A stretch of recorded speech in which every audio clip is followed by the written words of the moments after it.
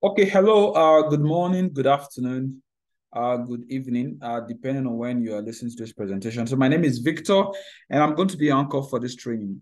Okay, so this is the CompTIA two core-based exams, the CompTIA A Plus certification. So if you're new to the channel, you can subscribe to the channel. If you're a returning subscriber, you can share this training series.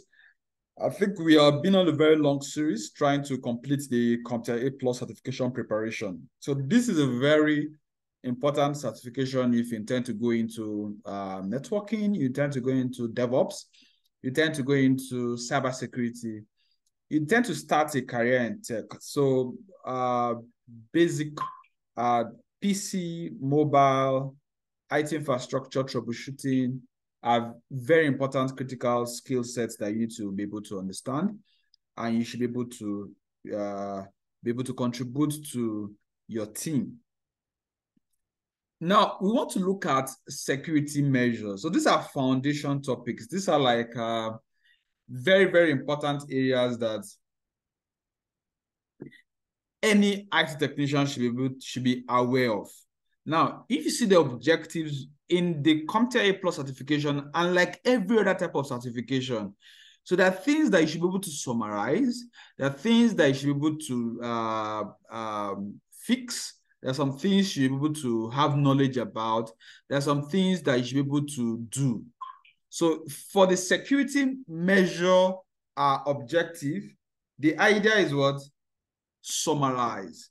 So the exam is not so heavy on security, but it plays a very important role. That's why if you are doing networking, you talk about security. You look at web programming, you talk about security. You look at DevOps, you talk about security. Talk about cyber security, you talk about security. You talk about A plus hardware networks or the Cisco version, which is ITE, you talk about security. Because security is very key. So once you don't have confidentiality, you don't have integrity, you don't have availability of data, you don't have non-repudiation, you don't have authenticity, it's going to be very hard to operate IT systems. So let's look at these objectives. So summarize various security measures and their purposes. So here you want people to understand the different kind of controls, both the physical controls, the administrative controls, the logical controls. So the physical controls are those kind of controls that you're going to fix into your IT systems, your IT infrastructure, to physically protect your hardware, your device, or even manpower, your human resource, to be able to protect them. Things like gates, things like fence, things like appropriate access control systems. All those things are classified as physical controls, physical measures. Then, of course, logical. When it turns logical, we can also mean that to be some technical measures to help us protect our system. For instance, when you have password systems, when you have if you have an access control systems that have an inventory system to help us measure that. For instance, if you have an RFID card that saves to a database, all of these you can classify them as logical. I think the last one is the administrative, where you have principles, policies, procedures, guidelines, right, to help you manage your security posture. And some measures can be both physical and logical. Some measures can be both logical and administrative. Now, physical security of IT equipment is very fundamental. So that's your first point of call. Ask yourself, why is it important for a cybersecurity expert or analyst? Why is it important for an IT technician to be wary about security? Yes, if you have the best of servers, if you have the best of IT systems, if you have the best of softwares, it's all going to live within a network, it's all going to live within a hardware. Now, if the hardware is stolen, it then means that you don't have a system. So that's why physical security comes into play. So you need to have an idea about what. So first, computer equipment is valuable. Aside the data in them, some computer systems cost thousands and thousands of dollars. So how do you make sure that these items you have are protected? So a thief might want the equipment for its face value, not caring about the valuable data you have within it. I was sharing an experience with somebody I know a very, very long time ago. I think he just came back from the Philippines or Singapore. He ran his master's program. He was a very nice guy. I think he was traveling and his laptop was stolen. Now, for 2 weeks, his eyes all red. Now, the reason why that happened was not because of the laptop itself, but because of the data, the over 4 or 5 years of savings, books, materials, softwares, applications, scripts, and all of the things that are in the laptop and that device, that is what is valuable to that person. But to the thief, the face value of the laptop itself might be what is of great importance. Just like I had a story some weeks ago where someone stole a paint bucket, that is your normal wall paint, and emptied it out just to sell the plastic container. Now, what the content is times 1,000 times more expensive than the plastic container, but the face value of the container is what this thief is after. So everybody has this value where you place value. So physical security is very important. So access control, you can also call this man trap. This is what it looks like. So access control vestibule, right? Right? So you have them in different shapes and sizes. So this access control is a way we can also ensure physical security. So it can be man trap so that you don't have multiple persons accessing the building. You just have one person or two persons at a time, and you can deploy them to schools, to buildings, to what's it called? A different entry, hospital, ATM gallery. All of this is going to help us provide a better physical security. Then, of course, we'll have the badge reader. So a badge reader can come in different shapes and sizes. So a badge reader can be applied for an RFID card, an NFC card, or just a typical card with a chip, right? So it's going to be like something like this badge reader. The badge reader can, like this guy. So you just need to swipe the RFID card or the NFC card, NFC,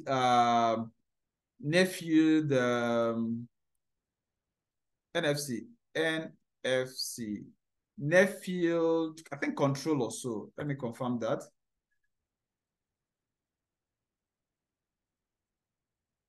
NFC, okay, near-field communication. So the near-field communication is just a device that's going to have like a chip within it. It can store data depending on the size from kilobyte. I think the maximum does not do up to an MB. Just signal, just the information. Maximum payload size. So it's just going to contain, okay, look at it. You just have bytes, kilobytes, stores upward of 8 kilobytes. So just a very little data. The chip is going to store that data, and that data can contain the person's name, the person's photo, the person's, all of that. So once you swipe it on the door validates it. Once it's validated, it can allow you access. So you can take things like photo, barcode, RFID technology is another one. That's the radio frequency identification. The NFC is a little bit newer. Let's do some differentiation. What are other alternatives to NFC and RFID? Can you do, okay, let me zoom this out. Can you do a comparative analysis of them in a tabular format? So let's try to compare RFID, NFC, and of course, several other application of access control. So you have NFC, RFID, Bluetooth, Wi-Fi, QR code, and of course, infrared all of this is going to store data. All of this is going to transmit data. So if you have RFID from a longer distance, infrared, I mean, that's why you see your TV remote, most of them are infrared, right? Because from a longer distance, you can switch off your TV, you can switch on your TV and all of that. But NFC, you see the distance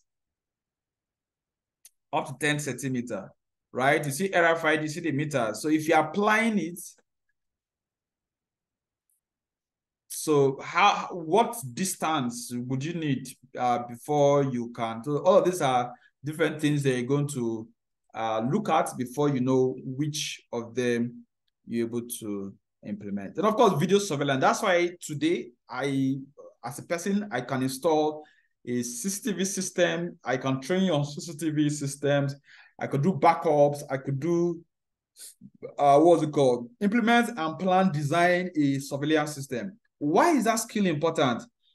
So if you have a server room, if you have an IT system, I think one of the things I would normally tell students to do is to look at, let's say, the Google Data Center. Just a second. The Google Data Center or Amazon Data Center security 6-layer deep, right? Get a video of that, right? You see the video is going to explain the different controls implemented in the data center.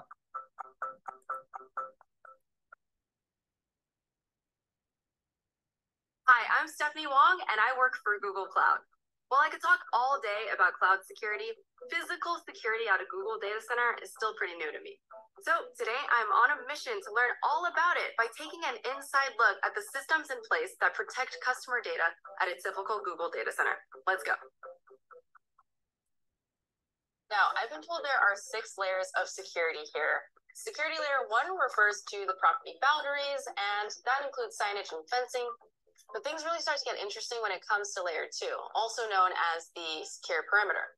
And that includes the main entrance gate, which I am pulling up to right now. Hey, how's it going? Good morning.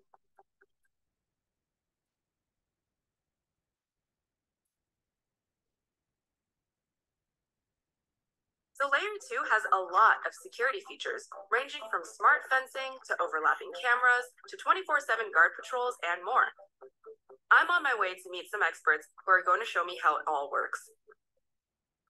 Hi, Joe. Hi, Stephanie. How are you? So I just passed the main gate and I saw guards and cameras, but what are some things that I didn't see? Yeah, there's actually a lot of technology and operations going on behind the scene. So from the time that you're on site, we know that you're here and we're able to do correlation analysis of where you've been. We have guards in vehicles. We have some guards on foot. There's also the vehicle crash barrier that's designed to stop a fully loaded truck from crashing through the front entrance. Ricky, Tariq, can you tell me more about what's unique about the fencing? This particular fence is an anti-climb fence. It's also equipped with fiber. The technology tells us if someone's near the fence or touches the fence. So we use thermal cameras and standard cameras, so we're able to see video footage at night just as clearly as we can during the day.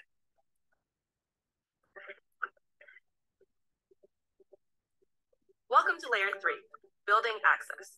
But just so you know, I am still nowhere near the data center floor. That's a few more layers deep. Let's head inside. Stephanie, so you've gotten through the gate, you've come into our secure lobby. You have your card, and we know that that's you, but if someone happened to lose their card, what we want to make sure is that it's actually Stephanie who's shown up. Place it to your eye. And with iris scan, we can authenticate that it's actually you along with your ID. Okay, take a sketch. One thing that's a little hard to get used to when you visit a data center is for secure areas, only one person is allowed to batch through a door at a time.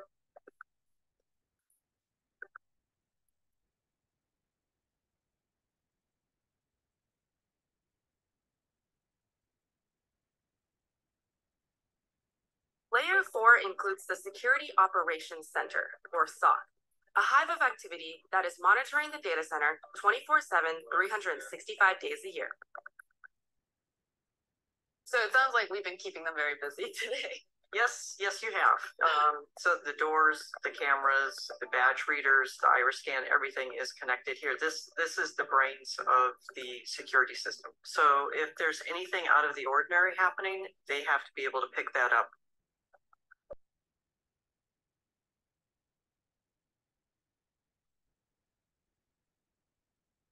Interesting fact about layer 5, the data center floor.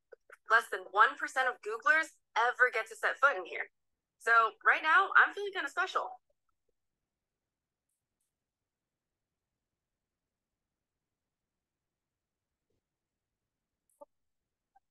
This is truly a as needed only access area, meaning that only the technicians and engineers that have to be there to maintain, upgrade, or repair the equipment are ever allowed there.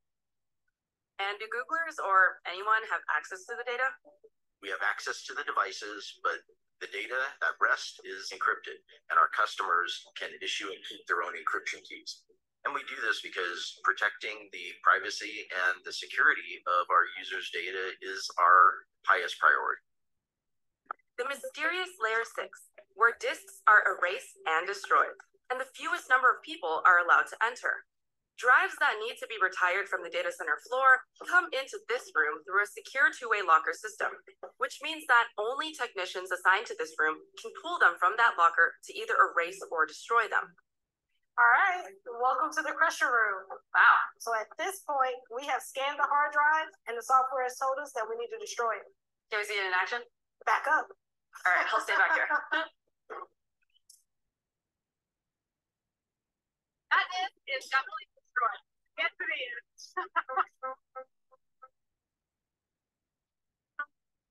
If you didn't think these 6 layers of security were enough, Google Cloud actually has 2 security testing programs in place. One hires companies to try to break into data center sites from the outside, and the other tasks Googlers with trying to break security protocols from the inside. And getting out of a data center is arguably even harder than getting in, as everybody has to go through full metal detection each time they leave the data center floor.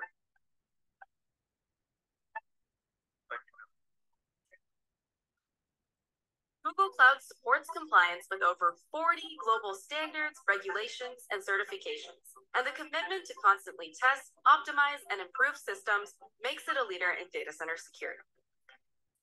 Now, how do we get out of here?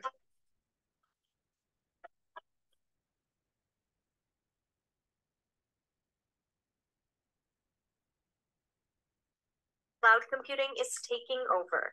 Demand continues to rise from both companies and consumers that rely on remote storage and computing power. So I just took my time to play all of that to help you understand the very great importance of physical security. So you see, there you have badges, RFID technology, you had video surveillance, you had alarm systems, so if something happens, you have motion sensors, you had some guards, some people walking around. Then you had door locks. They have equipment locks. What else again? So you have ballards. Let me show you the picture of what it looks like. Ballards. So they are just like resistive physical structures to make sure that people don't have access to where they're not supposed to have access to. So people coming and going from buildings are easier to keep track of with video cameras. So just understanding physical security, we're trying to look at the combination of several items that can help us protect our IT infrastructure. Of course, fences, physical security of staff, so key fobs. So they will just have some kind of RFID chips. I can use them for authentication, right? At times we call them hardware token. Let me show you.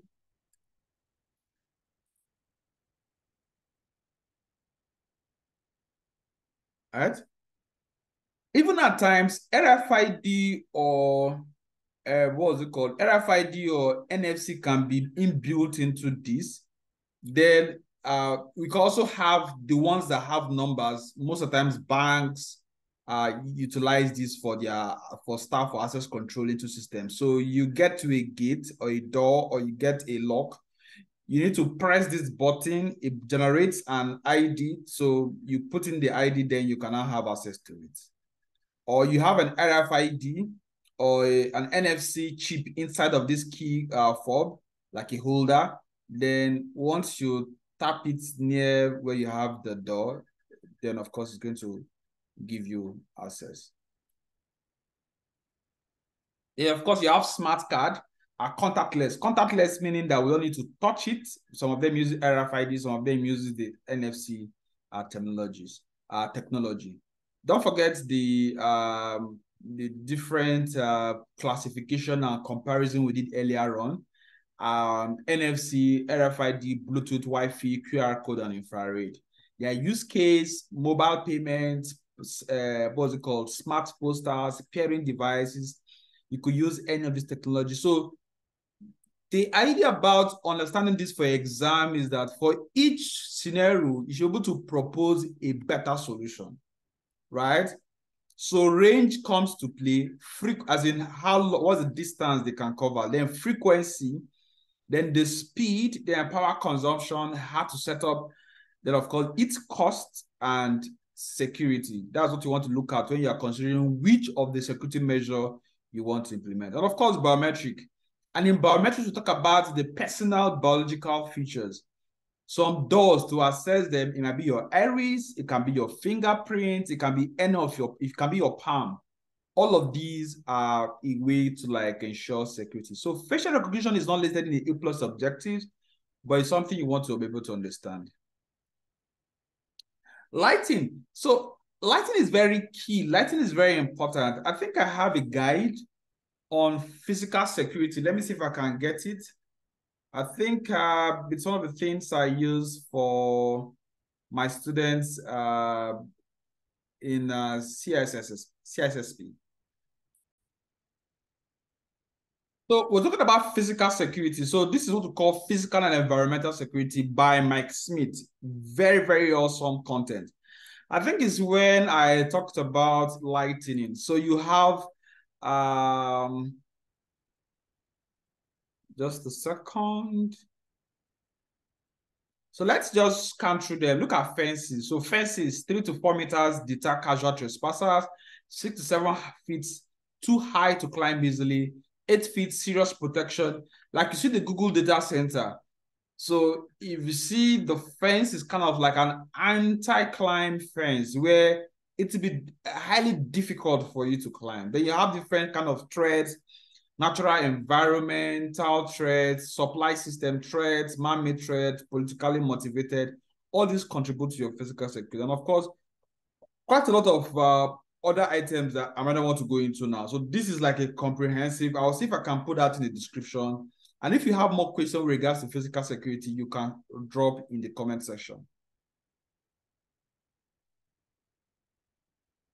Magnetometers. So it's just another word for metal detectors. So you normally have them in gates.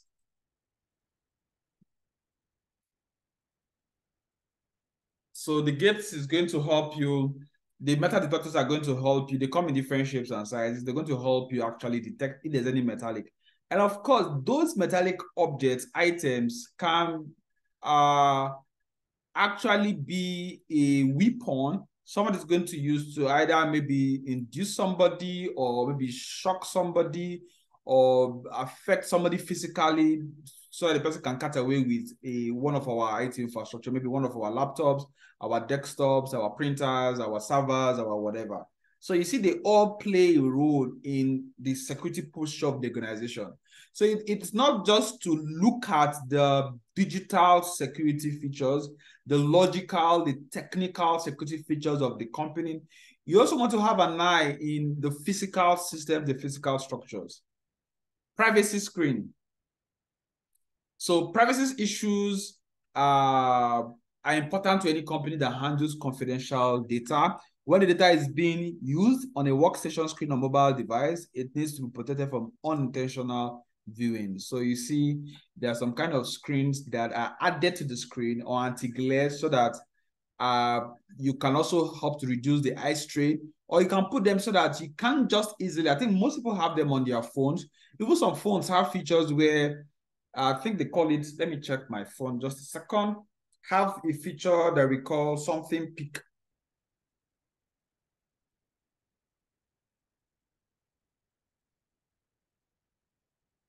Something peak, let me see if I can see it. Okay, peak proof. So with a peak proof, at times it's difficult for somebody else to like what's it called, to like have a like a look into what you are working on. So it's a security measure. So let's look at logical security concepts. I tend to call them technical. So that's where you start having technology. So principles of least privilege. There's a concept called defense in depth. So here we're trying to say,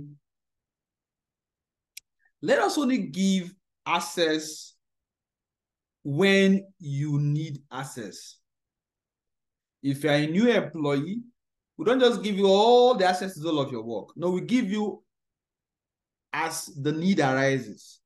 So if you need to have access to 2 servers, then you have access to 2 servers.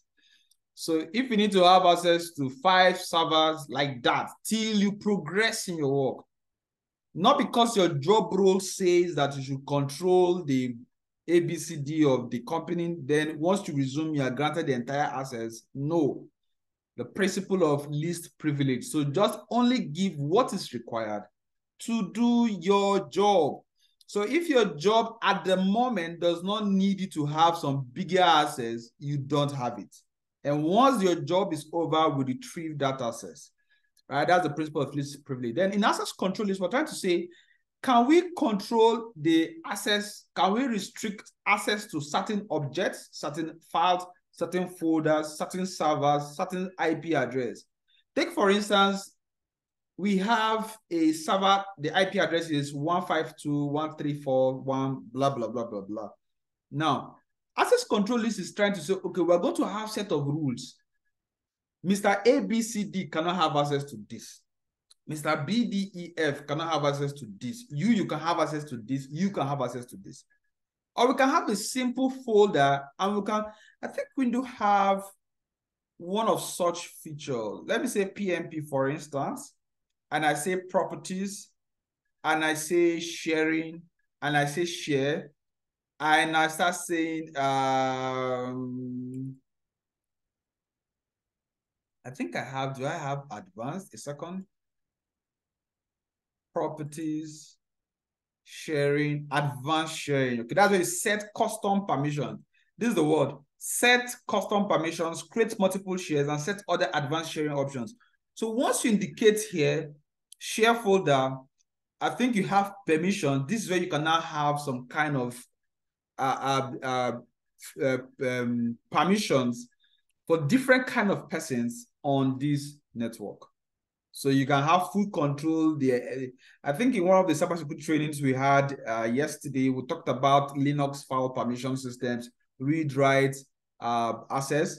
So here you can say, okay, this person can allow, this person can change, this person can read. In terms of deny, what can this person do? That's everybody. You can add users on the network. You can look for them and add them. All of these are you trying to have in access control list. So your access control list is going to specify who can do what. These are logical controls. These are technical controls. Then, of course, we have multi-factor authentication. So we're trying to say one of the elements of information security is authenticity. We want to be sure who has access to something now. So, but we're not trying to just give people or verify once. We want to verify more than once. So you have your username, your password. That is just a single factor authentication. So one of the factors there is your password. Can we have another factor? Can we have something else to consider to grant you access? That's where we'll now talk about multi-factor, more than one factor, more than one means of identification. So after your username and password, right, can we now send you a number to your telephone? Then you now need to put that number on the next screen to authenticate you. So can we now also, at the next screen, collect your fingerprint? So that's what you call multi-factor. So you can use a combination of biometrics, geolocation. For instance, in some systems, you can say, okay, you cannot access this server if you're not within the office. And the office have an IP address, 111.111.111.111, for instance. So if you're not accessing this particular item from this, then forget about it. So that means that we should be doing within the office, or it can be that's going to look at the geographical location of where you're accessing it. That's why some websites you will not be able to access them if you're in a different geographical location. Of course, email, that brings us to phishing. So phishing is a very, very important concept. It's an aspect of social engineering, right? So we'll consider that more when we look at social engineering threats and vulnerabilities. So for every hack that is going to happen, 3 things happens. First, there must be a motive plus a vulnerability. Thirdly, a methodology. So without a motive, there might not be any value to start looking at a vulnerability. And it's only when we see a vulnerability, we can start looking at the method through which we can hack that vulnerability. Because a hack doesn't just happen. So there must be a loophole first before you can exploit the loophole. Cybersecurity analysts, SOC analysts everywhere in the world, what they do is just to look out for loopholes. When they see loopholes, they ticket it, they pass it on, somebody fixes that. When you do your antivirus update, when you do your Windows update, all you are doing is just patching up. You're just trying to do what? To, like, all the vulnerabilities you have, you want to, like, fix them up. So the job of the guys at the other end is just look out for those vulnerabilities and fix them. Your responsibility is that you should do what? You should, like, update so that you remain very, very current. Email filtering, very important concept. Then, of course, you could have hard tokens. Soft tokens are the ones that are going to be sent to you via SMS or email. You know, soft tokens are the ones you have to have the hardware. Like I think this guy. Sometimes you can classify this as a hard token, right? This guy's right. If you Google hard token, you're still going to see same range of items, right? They are all hard tokens. So you have to be physically, you have to have the token with you before you can authenticate your transactions. Of course, voice call, Google used to have this. I think they still do. You want to open an email address, they're going to call you, they authenticate you into their service. Then you also have mobile device management. Here you want to say, how do we make sure we manage our devices? So a company has 30 staff deployed remotely. How do we know where they are? How do we know what they are doing? How do we know if they're entering our data? All of that. So some of these vendors, they have softwares that you can use to add all of those devices on a system. Then we can do all of those management. So it will monitor, it will help us with security, do monitoring, manage, and also support different mobile devices across the enterprise. Then, of course, Active Directory can help us access to different items on our network, on our systems. So we can have a login script, we can have a domain, then we can have a policy that manages the set of instructions that tell who should log on, even at what time of the day. So you can implement your policy to say, okay, people can only log in during Monday to Friday at a social time. Any other time, you cannot. So I think that will be all for this section. I think when we come back subsequently, we're going to look at wireless security protocols and authentication.